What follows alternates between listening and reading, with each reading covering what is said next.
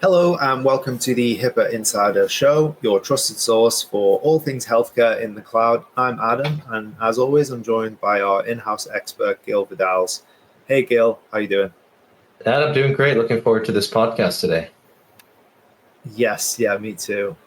All our listeners and viewers, we record a little bit in advance, so hope you had a nice Thanksgiving. Gil, how was your Thanksgiving? Good. I'm in the Rocky Mountain area, so I got to enjoy a nice white Christmas. So a lot of fun. Yeah, I hear Rocky Mountains at this time of year, I think crisp. Oh yeah, Crisp weather, sure. yeah. Well, today our main topic is going to be, as 2024 comes to a close, we're looking ahead at 2025 and discussing healthcare data breaches. We have touched on healthcare data breaches several times. The last time we looked at them was in August, Gil, in an episode where we reviewed the aftermath of the United healthcare breach, which was the largest in history, which I didn't plan this, but it seems like there was a major event, right, that came out in the news with United Healthcare and the CEO being assassinated. Yeah, that was pretty surprising. I can't think of an incident like that where they targeted a CEO in recent years. So yeah, that was a sad event, but it does raise a lot of eyebrows for people to understand exactly what happened. I'm sure there'll be a lot of forthcoming information about that. Yeah, it is strange, and now there's talk about there was writing on the shell casings of the bullets. Yeah, so it seems like there was a grievance there, whether it was personal or. Ooh, I didn't know about that. What did they say? What was written on those shell casings? Let me pull that up. I had not heard about that. Yeah, the words delay, deny, and possibly depose. I think the third one that they couldn't quite make it out, but delay, deny, depose. Wow. Were written on the shells. Okay. Yeah, it's a bit mysterious and nefarious for sure. Investigators believe they could reference the 3Ds of insurance, coined by the industry's critics, which are delay, deny, defend. So it could be something to do with, him being the CEO of. Pretty likely it's to do with this position. Yeah. Whether that was linked to, what happened this year in the breach, and someone's, wanting to take vengeance, who knows? But yeah, well, we can move into the healthcare breach statistics. So this here, I'm going to share from HIPAA Journal. So looking at the broader landscape, according to the HIPAA Journal, between 2009 and December 2024, nearly 6,000 large healthcare data breaches have been reported to HHS. And 2024 alone saw over 700 reported breaches, continuing the trend of record-breaking years for healthcare data exposure. Yeah, it's pretty tremendous. For perspective, in 2023, there was a record 725 breaches and 133 million records exposed. We don't have the full record, obviously, for 2024, but we can see that generally speaking, in healthcare, it's very, very lucrative for organized crime to go after those records, and the proof is in the amount of breaches that there are. If you compare that, for example, with the PCI industry, which is not healthcare related but financially related, we don't have those numbers today, but you could compare and see, why healthcare is so large and egregious, and it's because those records, and we're going to talk about that as well today, those records are very valuable to the organized crime compared to, say, a credit card record. Yeah, it's clear that healthcare is facing like relentless challenges and onslaughts from hackers, and the challenge in securing the sensitive data is ongoing. And you can see here, it's just the chart, data breaches from 2009 to 24 just keeps increasing. I mean, this data no doubt will increase because we haven't finished the year yet, and there's delays in the reporting and all that. So I think it's pretty likely that this tops last year. What do you think? It's possible. I mean, in March of 2024, in the spring, there were 97 reported incidences, and that was the highest of the year so far. And then in September, there was a decline. There were only 34 breaches, which is the lowest figure since 2020. So we don't know yet. We don't have the full year, but that would be a good thing if the trend was reduced like that. But it's too early to tell, Adam. We don't know if this is going to be a trend or if it was just a lull. But it could be one of those things where, there's a big, back in the day, a big train heist, and then all the train robbers go lay low for the rest of the year, just because they know that everyone's looking for them. So we could dig into the root causes a little bit then, Gil. What continues to drive the data breaches year after year? Yeah, the hacking and IT incidences are the leading cause, accounting for really about 78% of the large breaches in the first half of 2024. But other factors that are important too are unauthorized access or disclosure, insider threats, where there's a rogue employee, that happens as well. And then also I've seen cases where there's a lost or stolen physical records, like a hard drive. I received a letter, Adam, from my insurance company saying that my patient information, my medical data had been possibly exposed because of a missing hard drive, right? So something happened, the drive was missing, and it had my data on it. So those are other. So it's not always just hacking. It could be something like a missing drive or a rogue employee who's upset with the employer and takes some of the data. By far and large, the hacking, of course, is the larger problem. Yeah, and that chimes with what the HIPAA Journal article here is reporting in terms of like the largest records breached historically. Number one was this year, and it was a hacking incident, the Change Healthcare one, that we talked a little bit about at the top of the show. 100 million records breached. And then number four was also this year, and that was the other type that you talked about, which is unauthorized access / disclosure. Kaiser, 13.4 million.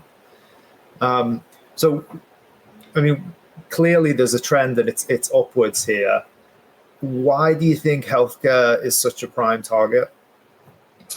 There is some indication as to why healthcare records and healthcare is such a prime target. Part of that has to do with just supply and demand. So on the black market, the healthcare records are sold for far more than PII. PII being personal information, like a social security number or a driver's license number, that kind of a thing. That might sell for a buck or two on the black market, versus medical and PHI records. Those can go for hundreds of dollars, $350 per record. So you can see the healthcare records are vastly, vastly richer for these organized criminals. Why is that? Like, is the data richer, or what is it about the healthcare data?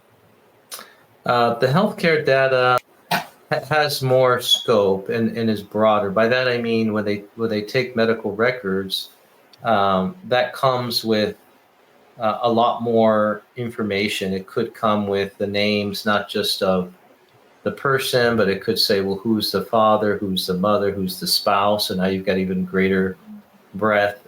It also includes information that could lead to attacking that person in particular. Say, for example, there is some kind of a medical history for someone who's high profile, Like a character, moral kind of attack, blackmail. Okay. That's right. They could do blackmail for a particular person. They could be someone who's the CEO of a big company and they say, hey, look, you've got some sexually transmitted disease. You don't want everyone knowing about it. So they can exploit that for a lot more money than just stealing that guy's driver's license number, social security number. So there's a lot of other data that's included. There's also medical history. And so I think that the information is deeper with the medical records than it would be for just PII. Yeah, probably easier for them to build up a case to commit fraud as well, because they have so many different bits of information. Like potential security questions that they could answer. You're right about that. I forgot about that. I'm glad you brought that up. Yeah, they could leverage that information to say, go to the IRS and say, oh, I'm going to ask for a tax refund. And then with the medical records, they'll have all the birthdays and names and, be able to answer security questions and be able to go to the IRS and say, hey, that tax refund belongs to me, the hacker. So it does give them that ability to do that. Thanks for bringing that up. Yeah. It's clear why it would be you mentioned PII being $1 to $2 per record on the black market versus $300 to $350 PHI. The value of that, it makes sense, because you've got certain amounts of credit card information as well, and all that extra data. Okay, let's shift focus to the individuals affected by these breaches. How do the breaches impact the patients themselves? Yeah, I think the most obvious is compromised privacy. Nobody likes that. It's like when you hear people say, "Oh, somebody came into my home when I was on vacation and they robbed my home." People feel uncomfortable afterwards going into their bedroom, to the bathroom, knowing that someone was in there looking at all their stuff, taking their valuables. So compromised privacy, right? Somebody has your records. That just makes people uncomfortable. There could also be financial loss. If they were able to take enough information, like I said before, and go to the IRS and claim that the tax refund belongs to them, now that could be a financial loss. And then identity theft, of course. The identity theft means that the hacker has your information, and then they can go and apply for, credit cards or go do all sorts of things on behalf of you, because they have all your information. They have the same information you have. If you were going to go online and apply for a credit card, for example, they would be able to apply for a credit card and try to gain financial leverage if they can with your information. One of the most notable breaches that occurred was in February of this year, when United Health Tech Unit is called Change, and they were hacked. And the breach affected 100 million people. So it's I know a lot of people that got emails about that. Yeah, it's huge. It's huge. And so the chances are that our audience, somebody in the audience, most of the people in the audience, I should say, have had their information stolen, like I have. I've had at least 2 letters, no, actually 3, in the last 10 years that have come in from my insurance providers, medical insurance, that told me, hey, sorry, your data's been breached. And I just got one. The most recent one just happened, I want to say, about 2 months ago. So it's kind of it's unfortunately, Adam, it's almost like people are just used to it now. It's like, oh, well, my data's out there. I suppose some people might still get upset about it, but for me, it happens regularly. And I don't have anything that I'm worried about. I'm a healthy guy. And so whatever they're taking in those records doesn't seem to have much bearing, but it's still a bad thing. Yeah. And I bet you're set for the rest of your life for identity protection monitoring services. Yeah. Well, yeah, that's funny, because that's what they offer, right? Oh, I'm sorry, Gil, somebody took your data. Here's identity theft monitoring for the next 24 months. So I get it for a couple of years. Yeah, well, it is interesting that it's mostly the insurance company, because I suppose that would be where the most juicy data is. And, HIPAA, Health Insurance Portability and Accountability Act. So Moving into 2025 and keeping HIPAA in mind, what steps should healthcare organizations take to protect against the growing threats that we've just reviewed from last year? Yeah, well, in this podcast, we're not going to get into the nitty gritty of exactly the tactics, but and we should probably do another. Yeah, we've done a lot as well.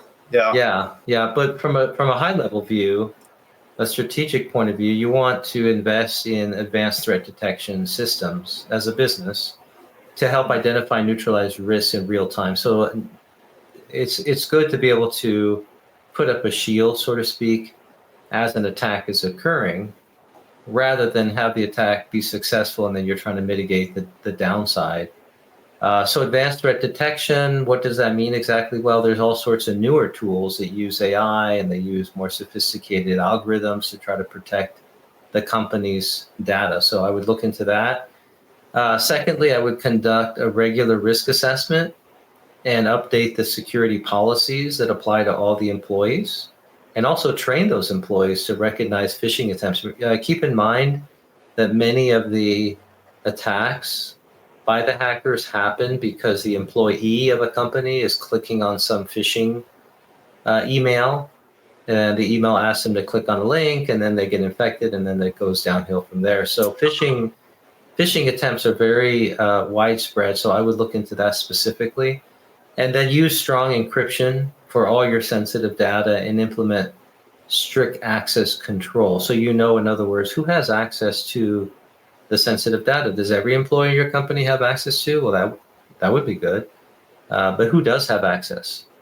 And when an employee leaves your company, do they still have access, or did you shut them off from that? So those are the kind of things that I would be. Yeah, sounds like a multi-layered approach is key for this. Like no single solution is going to address the whole problem, right? Yeah, exactly. Organizations need to build a culture of security where all the stakeholders understand their role in protecting the sensitive information. That's important. Fantastic. Well, there you have it, folks. And that's all for today's episode of the HIPAA Insider Show. As we head into 2025, healthcare data breaches remain a critical issue, but understanding the trends and implementing procedures and measures can make a difference. Please like, share, and subscribe. And until next time, stay secure, stay